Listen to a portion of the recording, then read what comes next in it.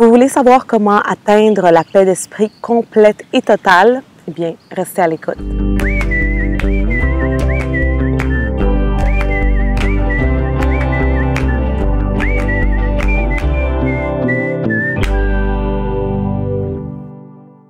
Ici Alexandra Villarreal-Abrego et je te souhaite la bienvenue à un autre épisode d'Alexandra TV.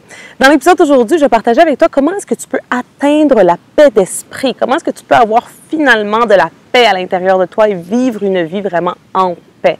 La réalité, c'est que peu importe ce que nous désirons en tant qu'être humain, peu importe quel désir que nous avons, quel rêve que nous désirons atteindre, eh bien à la fin de la journée, si on creuse au fin fond de tous nos plus grands désirs des êtres humains, eh bien ce que nous voulons réellement, ce que nous désirons réellement, c'est la paix d'esprit. Dans mon programme en ligne, l'Académie AVA, eh bien, je enseigne à mes étudiants comment est-ce qu'ils peuvent atteindre justement la paix d'esprit. Mais dans l'épisode d'aujourd'hui, exclusivement, je vais partager avec toi certaines des choses justement que je partage dans mes programmes pour que tu puisses dès aujourd'hui commencer à aller vers l'avant pour aussi pouvoir créer plus de paix d'esprit dans ta vie, pour aussi pouvoir avoir la paix interne que tu mérites vraiment d'avoir et que nous devrions tous avoir dans notre vie. La première chose que tu dois comprendre, c'est que dans l'univers, dans ce monde, il y a deux différentes énergies dominatrices, si je peux dire. Donc, il y a comme deux pôles d'énergie. Le premier pôle, eh bien, c'est l'amour.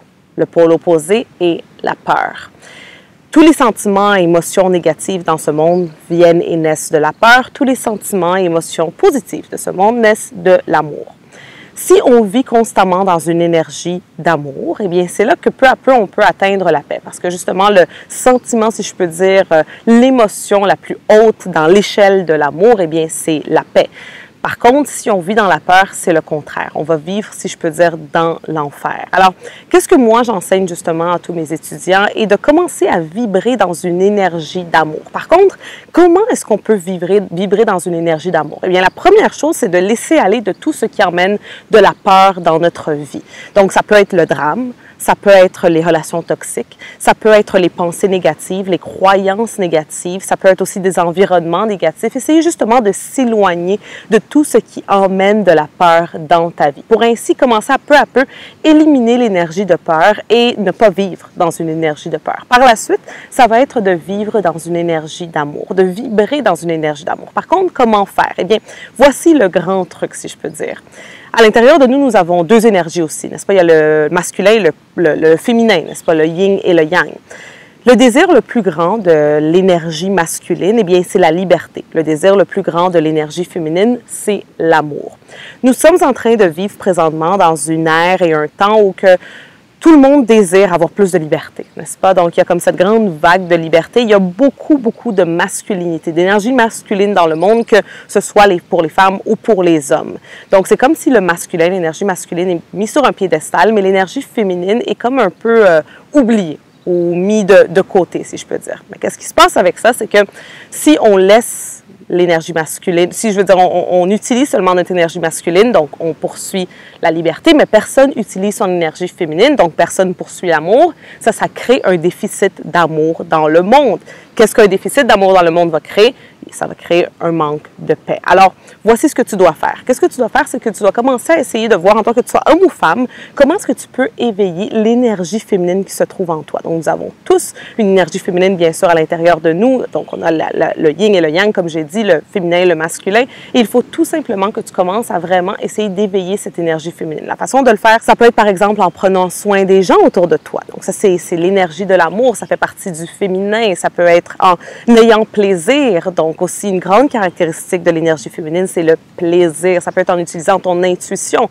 Donc, très souvent, l'intuition est vue comme étant moins importante que la logique. En réalité, les deux se complémentent. Alors, bref, il y a tellement de façons de justement pouvoir utiliser ton énergie féminine. Mais pourquoi? Eh bien, ça va être pour créer plus d'amour dans le monde et ainsi créer plus de paix dans le monde. Plus de paix à l'intérieur de toi et ainsi plus de paix dans le monde. Parce que la réalité, c'est que la conscience collective de l'univers n'est qu'un reflet de nos consciences collectives individuelles, n'est-ce pas? Donc, si on veut élever la conscience de l'univers, il va falloir élever notre conscience individuelle et commencer par avoir de la paix à l'intérieur de nous pour ainsi créer de la paix dans ce monde. Alors, je récapitule. La première chose à faire, eh bien, ça va être de laisser aller de l'énergie de la peur, n'est-ce pas? D'éliminer toutes les choses qui créent des émotions qui naissent de la peur dans ta vie.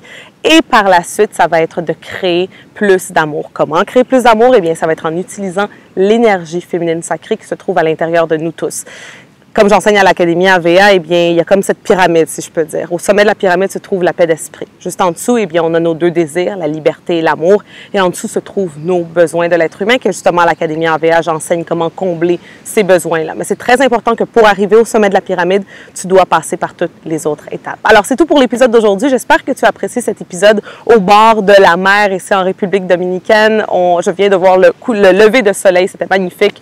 Alors, j'espère que tu as apprécié ça. N'oublie surtout pas de t'abonner, bien sûr, pour de nouvelles vidéos cet été à tous les samedis. Aussi, bien sûr, tu peux laisser un commentaire en bas. Laisse-moi savoir, eh bien, quels sont tes trucs à toi pour atteindre la paix d'esprit? Comment est-ce que toi, tu fais pour avoir plus de paix dans ta vie? Qu'est-ce qui emmène de la paix dans ta vie à tous les jours, vraiment? Et aussi, bien sûr, n'oublie pas de aimer cette vidéo si tu l'as aimée, bien sûr, de la partager. Alors, on va se voir la semaine prochaine pour un autre épisode d'Alexandra TV. Et jusque-là, n'oublie pas de vivre dans l'amour et ainsi vivre dans la paix. À la prochaine.